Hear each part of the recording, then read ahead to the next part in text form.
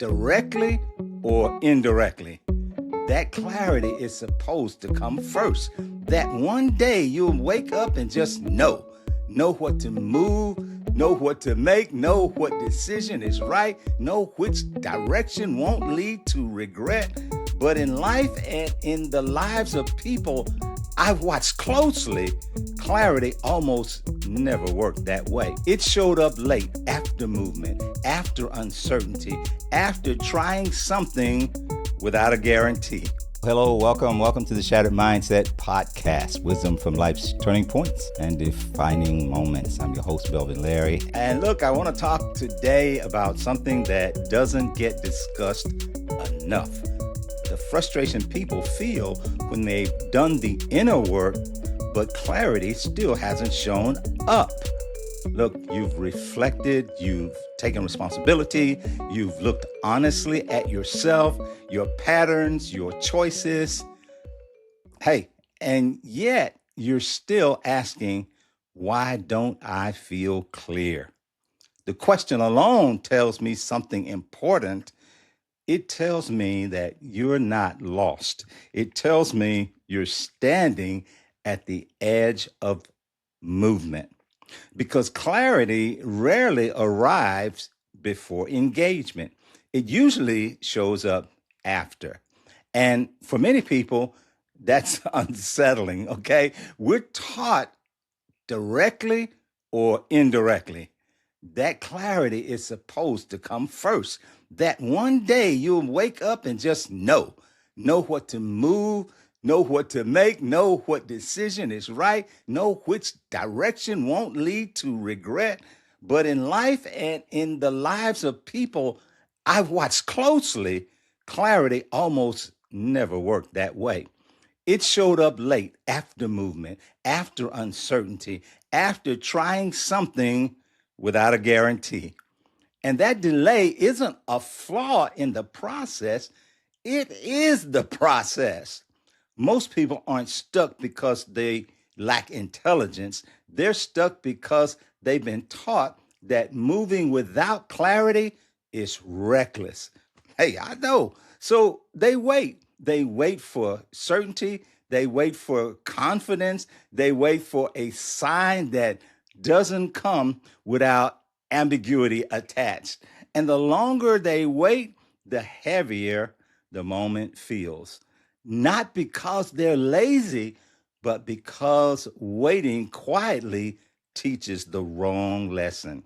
It teaches the mind to hesitate. It teaches the heart to doubt itself. And it teaches the body to associate movement with fear instead of learning.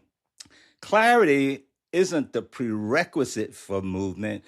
Movement is the environment where clarity forms. And that distinction matters, especially where many of you are right now. Maybe I said many of us. You may be listening or watching after doing some deep internal work. You've re-examined who you are. You've taken ownership of how you got there. You've made peace with the idea that life isn't linear. But now comes the uncomfortable middle, the place where insight exists, but direction still feels foggy. That middle can feel lonely if no one names it. So let me name it for you. This is the space where you're becoming something new, but you're still using old reference points to decide how to move. And that never works. Think about learning to drive, okay? No one hands you a steering wheel and says, don't move the car until you fully understand traffic. Maybe a little bit of that, okay? You learn by engaging. Okay, listen, I know the rules of defensive driving, that teach you all about these things, but until you move, you don't know. Okay, look, you adjust your mirrors while you're driving a little bit, even if you adjusted them before you got started. You correct your lane position while moving. You gain confidence after navigating uncertainty. If you waited to feel completely clear before pulling out of the driveway, You never leave the house until you start driving. You can't learn to drive. All right. And look, life works the same way. Here's a metaphor that often resonates. Okay. Clarity is like headlights on a dark road. They don't show you the entire journey, they show you just enough to move forward safely. But if you sit parked waiting for the headlights to illuminate the whole highway, look, you'll sit there all night. Movement turns the lights on where you're going. There's also a deeper reason clarity shows up late, because clarity without experience is fragile. It sounds good, it feels good, but it collapses the moment pressure shows up. The kind of clarity that lasts, the kind you can stand on, is forged through engagement, through feedback, through recalibration and calibration and recalibration, through lived correction. That kind of clarity doesn't come from thinking, it comes from participation. If you're waiting to feel ready, you may be waiting on a feeling that only appears after you began. Readiness is often the reward for courage, not the cause of it. There's a reason people look back on earlier seasons and say, now it makes sense. It didn't make sense going forward, it made sense looking back. Clarity has a rear view mirror quality to it, all right? You see most clearly after movement has already happened. This is where many people misjudge themselves. They assume something is wrong because they don't feel confident yet. But confidence is not the starting point. Confidence is the residue of engagement. Sometimes clarity is delayed because the version of you that wants certainty isn't the version of you that meant to take the next step. That old version relied on predictability, on structure, on permission. But growth often requires acting before you feel internally aligned. Alignment often follows action. You've heard me say that before. If you're feeling restless but unclear, that's not confusion, that's invitation. Clarity doesn't call loudly, it just kind of nudges you a little bit, and the nudge is usually still small voice. All right. Let me give you a real time example from my own life. All right. Right now, right now, I'm working through a program with a coach, a mentor, and part of the process is developing a course and an offer around the work that I do. So I'm building this out, thinking through it, shaping it, trying to get everything lined up the way I've always believed it should be done. Because I come from that old school way of thinking, the old school way of thinking, you have to have the end figured out before you start the beginning. All right. And there's truth to that. I get that. Okay. But you make sure everything is polished. You make sure every piece is clear. You make sure you're fully ready before you step out of there. Look, here's a hint. A bit of that is fear. Okay. All right. But look, part of this process really required me to put out some ads and to put some things out there to attract some leads and people and so forth. And those ads actually started getting responses. Now, all of a sudden, it's time to schedule strategy session calls and talk to people. And I'll be honest with you, that moment made me pause a bit. All right. Because in my mind, I was thinking, I'm still developing this. I'm still shaping this offer, putting it together right now. I'm not so sure everything is fully ready yet. I'm not so sure I'm ready yet. Okay. But my mentor said something that caught my attention. He basically said, go ahead and start. He said the clarity will come as you move through the strategy session. The conversations will teach you things, right? The questions people ask will sharpen the offer, and the experience itself will help shape what you're building. Now, I'm listening to him thinking, that goes against the way I've always approached things. Okay. My natural instinct has always been to finish the blueprint before laying the first brick. But sometimes the blueprint gets clearer while you're building.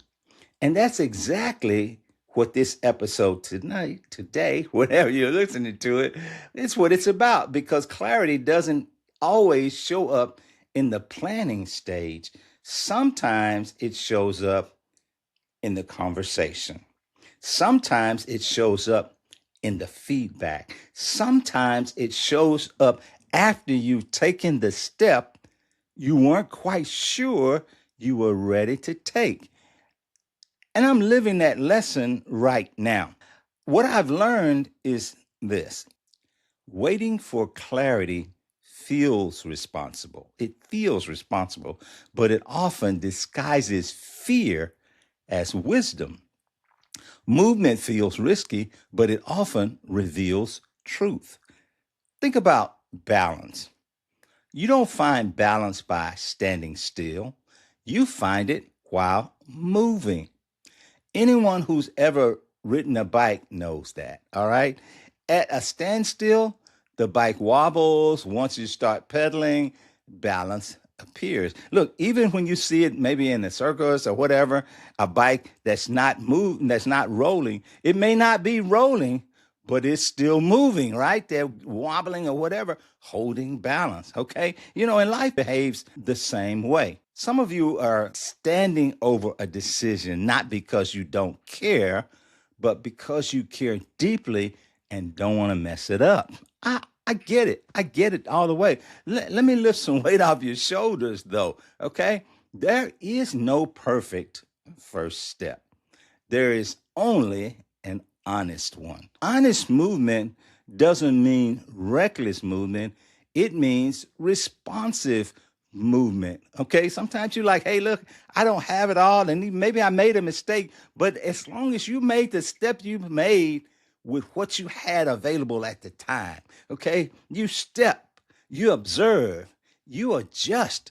That's wisdom in motion. All right. Most wrong turns don't ruin your life, they teach you something you couldn't learn any other way. What harms most people is not wrong movement, it's prolonged stagnation fueled by fear of being wrong. I lived like that a good part of my life. I wouldn't speak up in class as a kid. I wouldn't raise my hand. I wouldn't speak out in meetings in management and so forth because I didn't want to be wrong. I was afraid of being wrong. Isn't that terrible? Here's a quiet truth many people never, ever hear. Clarity doesn't eliminate fear, it teaches you how to move with it. Fear often walks alongside growth. That doesn't mean stop, it means pay attention. If clarity came first, growth would be mechanical, but growth is relational. You learn by engaging with life, not mastering it from a distance. This is why so many people say they feel behind. They're not behind in understanding, they're behind in movement, okay? And movement can begin today without certainty. Instead of asking, what's the right move? Try asking, what's the next honest move? That question changes everything. The next honest move doesn't require a 5-year plan, it requires awareness and courage. Doesn't mean you shouldn't have a 5-year plan.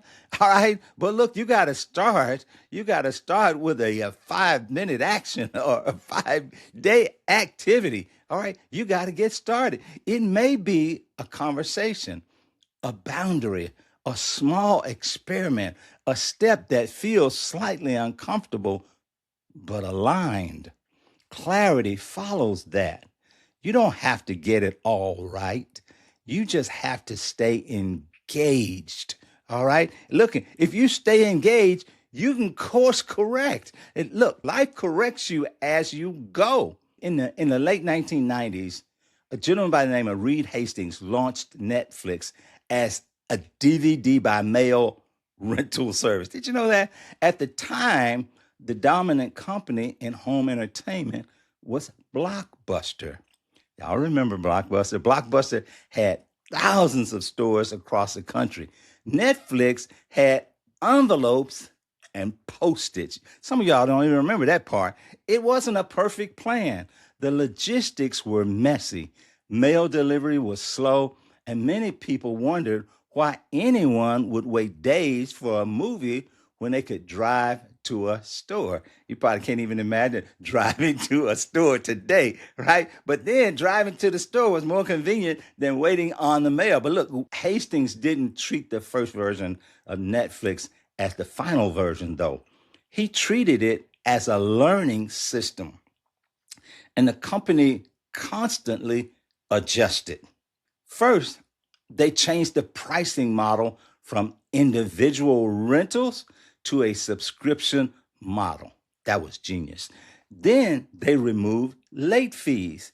That adjustment alone became one of the biggest competitive advantages that they had, because we all remember trying, well, not all of us, some of us remember trying to get that movie back to Blockbuster on time, rewind it and everything so that we wouldn't have to have a late fee on it. Okay. But look, then something even bigger happened. All right. Hastings began to see where technology, what direction it was headed in. He was insightful in that. Internet speeds were improving. Streaming video was becoming possible. It was a thing. Now, here's the key moment. The DVD business was still working. It was profitable. It would have been easy to stay there. But Hastings understood something many leaders miss. The first successful version of something is rarely the final version. So Netflix began investing in streaming. The early streaming platform wasn't great. It wasn't great at all. But look, the catalog was small, the technology was kind of clunky, the quality wasn't really perfect, but they kept adjusting, getting better along the way. Year by year, the model evolved. Eventually, Netflix moved from DVD rental to streaming, then from streaming other people's content to producing their own original programming. What started was a mail order DVD service became one of the most influential entertainment companies in the world. All right. Not because the original plan was perfect. No, no, no. But because the leadership kept adjusting while moving forward. And there's a lesson for anyone building something or anything. Progress doesn't always come from having the perfect blueprint. Sometimes it comes from being willing to start with something incomplete and having the awareness to keep adjusting as reality teaches you what works. As we get older, this lesson becomes even more important, not because opportunity disappears, but because confidence erodes when it's not used. Movement restores that confidence. If you're listening right now or watching right now and thinking, I've been waiting too long, look, hear this clearly. You may feel like you're late, but you're just early in a new way. All right. Clarity hasn't abandoned you, it's giving you a chance to participate. So if there's one thing I hope stays with you after today, it's this: you don't move because you're clear, you move and become clear because you move. And the movement doesn't have to be loud, it just has to be real. If you're in that in between space right now, honor it. Just don't camp out there, okay? Take the step that feels honest, then watch life teach you what's next. And so, look, until the next time, keep adapting, keep evolving, and keep reaching for those new horizons. I'll see you the next time on The Shattered Mindset. Take care, take charge. God bless.